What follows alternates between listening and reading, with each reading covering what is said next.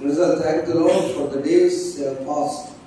ఎన్ని ఆదివారాలు, ఎన్ని పరిశుద్ధ దినాలు ఇంత సంతోషంగా ముగిసి ప్రారంభం నుంచి చేరుకుంటూ చాలా సంతోషంగా చెప్పబడి ప్రభువుని ఆనందించుకున్నాం.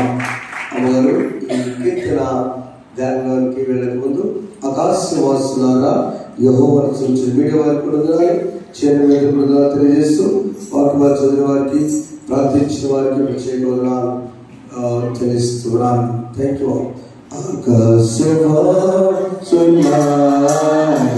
అందరూ కలిసి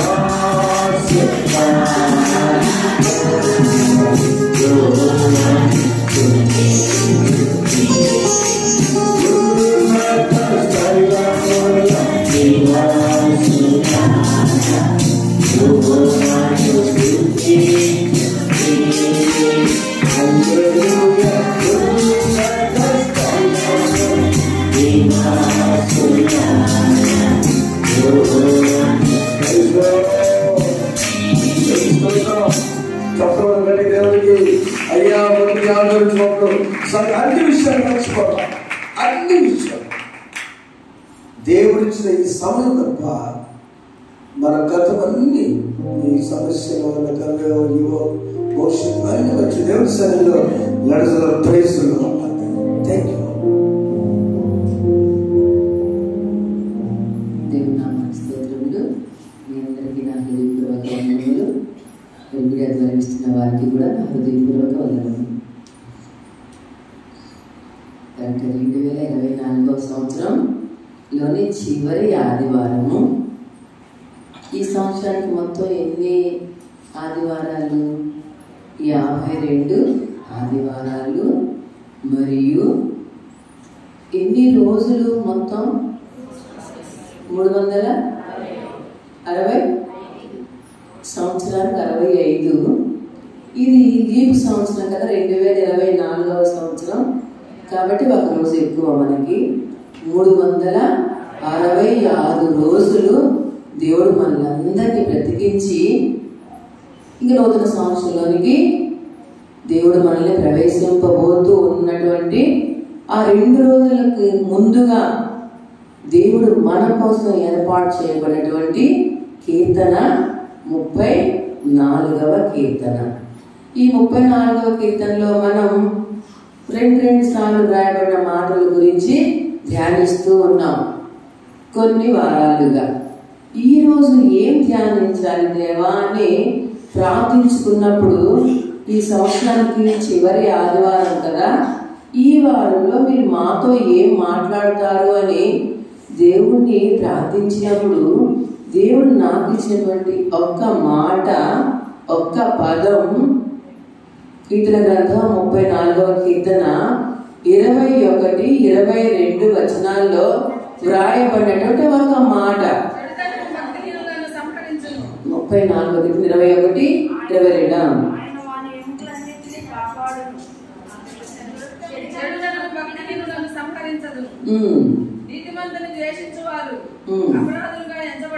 నీతిమంతుని ద్వేషించువారు అపరాధులుగా ఎంచబడుదురు. యెహోవా తన సేవకుల ప్రాణం విమోచించును. ఆయన శరణొచ్చిన వారిలో ఎవరును అపరాధులుగా ఎంచబడరు.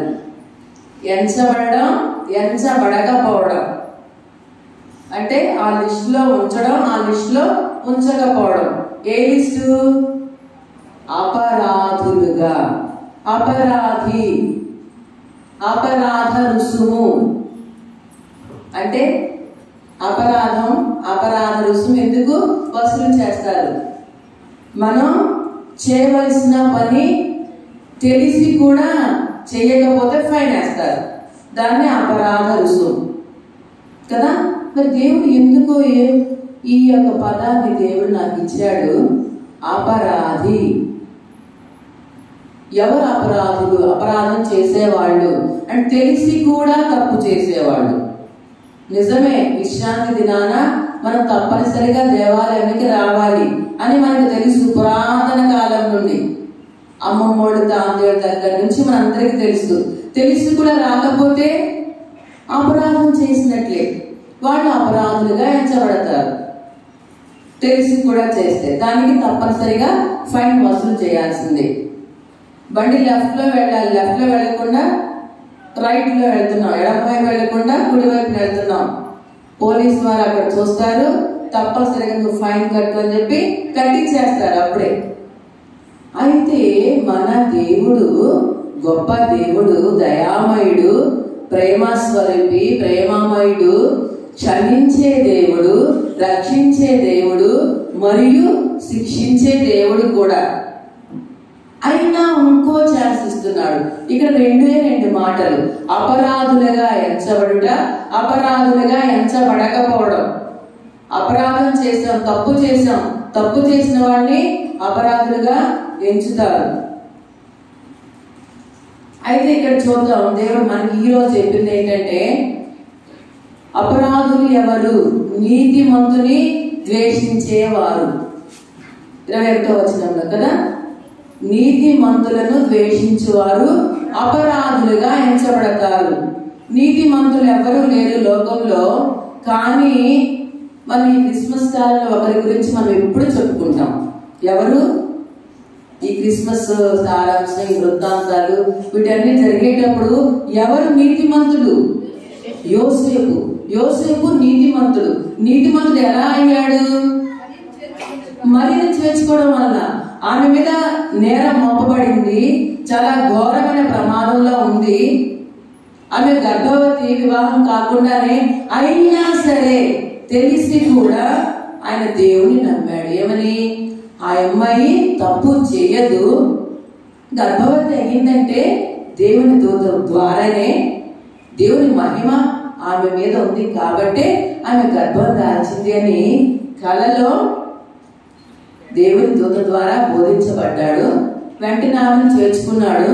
ఇంకా ఆమె ఒక్క మాట కూడా అనలా, చక్కగా ఆమెను సంరక్షించాడు. బిడ్డ పుట్టేంత వరకు చాలా జాగ్రత్తగా. ఎన్నో కష్టాలు, నీతిమంతునికి చాలా కష్టాలు వస్తాయి. నీతిమంతునికి కలుగు ఆపదలు అనేకములు. అవన్నీ ఆయన భరించాడు. అయిన వాటన్నింటిలో దేవుడు తప్పిస్తాడు కాబట్టి తప్పించాడు. ఆయన నీతిమంతుడయ్యాడు. అలాంటి వారిని ద్వేషించేవారు అపరాధులు. ఎలాగో దేవుని ఆలయానికి వస్తున్నారు, తప్పు తెలుసుకుని వాళ్ళని హేళన చేసేవాళ్ళు అపరాధులుగా ఎంచబడతారు. అయితే ఎవరు అపరాధులుగా ఎంచబడరు అంటే 22వ వచనం, ఆయన శరణొచ్చిన వారు అపరాధులుగా ఎంచబడరు. తెలుసుకుని నేను పాపం చేశాను, అపరాధం చేశాను, నన్ను క్షమించు అని ఆయన శరణ కోరితే వారు ఒకవేళ అపరాధం చేసినా వారిని దేవుడు అపరాధులుగా ఎంచడు. మన పాపం మనకు తెలుసు, మన దోషం మనకు తెలుసు, మన అతిక్రమాలు మనకు తెలుసు. నాకు కూడా తెలుసు. నేను ఈ సంవత్సరంగా బైబిల్ మొత్తం పూర్తి చేయాలనుకున్నాను. హిందీ బైబిల్ చేయలేకపోతున్నా, టెన్షన్ వస్తుంది, ఇంకా 2 రోజులే ఉంది టైం, ఇంట్లో బైబిల్ చదువుకున్న టైం సరిపోవట్లేదు అనకూడదు, కానీ చేయలేకపోతున్నాం. శారీరకంగా అలసట, మానసికంగా ఇలాగ చాలా ఇబ్బందులు వస్తున్నప్పుడు అయినా దేవుని క్షమించని ప్రార్థించుకొని, దేవా 2 రోజులు ఉన్నాయి కదా, ఈ 2 రోజుల్లోనైనా గబగబా బైబిల్ చదువుకునే అవకాశం నాకు ఇవ్వుదేవా అని నేను ప్రార్థించుకుంటున్నా. నా అపరాధం నాకు తెలుసు కదా. 1st నుంచి జనవరిలో మనకి క్యాలెండర్ వచ్చింది, దానిలో ప్రతిరోజు చక్కగా చదువుకోండి, ఉదయం ఒక 3, సాయంత్రం ఒక 3 అధ్యాయాలు చదువుకుంటే సంవత్సర కాలంలో బైబిల్ మొత్తం పూర్తవుతుందని మనకు ముందే క్యాలెండర్ వచ్చింది, టైం టేబుల్ ఇచ్చారు. ఆ విధంగా చదువుకోవచ్చు కదా తెలుసు, కానీ మధ్యలో ఆగిపోవడం వల్ల చివరికి వచ్చేసరికి టెన్షన్ పడాల్సి వస్తుంది. ఇదే అపరాధం అంటే ఏదో హింసించడం, దూషించడం, లేకపోతే హత్య చేయడం, లేకపోతే బూతులాడటం, ఇవే మాత్రమే కాదు, తెలిసి కూడా చేయకపోవడమే అపరాధం. అందుకే క్షమించమని దేవుని కోరుకొని, అవకాశం ఉన్నప్పుడల్లా స్కూల్కి వెళ్ళినా సరే టీచర్స్ సెలవులు పెట్టారు కదా, వారి క్లాసు నేను ఎంచుకొని వేసేయండి మేడం, నాకు వేసేయండి, నేను తీసుకుంటా అని చెప్పి కూర్చొని చదువుకుందామని హిందీ బైబిల్ తీసుకెళ్ళాను. అయినా చదవలేదు. ఆ పిల్లల గొడవలు ఎలాగా, వాళ్ళని కంట్రోల్ చేయాల్సిన బాధ్యత నాది. నేను కాము కూర్చొని బైబిల్ చదువుకుంటే ఎలాగా, అది అవ్వాల. స్కూల్కి తీసుకెళ్ళినా కూడా అవ్వాల. అలా చేయకూడదు, ఎందుకంటే మన డ్యూటీ వేరు, వాళ్ళని కంట్రోల్ చేయాల్సిన డ్యూటీ అది కదా. అందుకని అలా కాదు దేవని గబగబా మధ్యాహ్నం లంచ్ అసలే లేటుగా తినేదాన్ని, గబగబా తినడం మొదలు పెట్టుకొని తినేసి కాసేపు అన్న చదువుకున్నాం. ఇలా ప్రయత్నాలు చేస్తూ ఉన్నా దేవుడు మరి 31వ తేదీకి నాకు ఈ బైబిల్ అయిపోయేటట్టుగా రావాలి. ఇప్పటికీ ఫిలోమాను పత్రిక వరకు అయిపోయింది, ఇంకా హెబ్రీలు ఉన్నాయి, యోహాను పత్రిక 3 ఉన్నాయి, యూదా పత్రిక ఉంది, ప్రకటన గ్రంథం ఉంది. ఇవన్నీ నేను 2 రోజుల్లో పూర్తి చేయాలి. కాబట్టి ఇది అపరాధం అంటే ఏదో పెద్ద అపరాధం కాదు. అయినా మరి నిజమే మానవ మాత్రులం కదా, బలహీనతలు ఉన్నాయి కదా.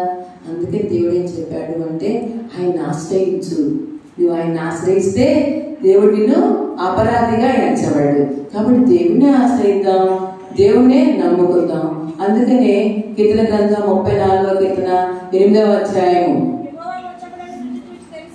యెహోవా ఉత్తముడని తెలుసుకున్నది, ఆయన ఆశ్రయించినడు ధన్యుడు.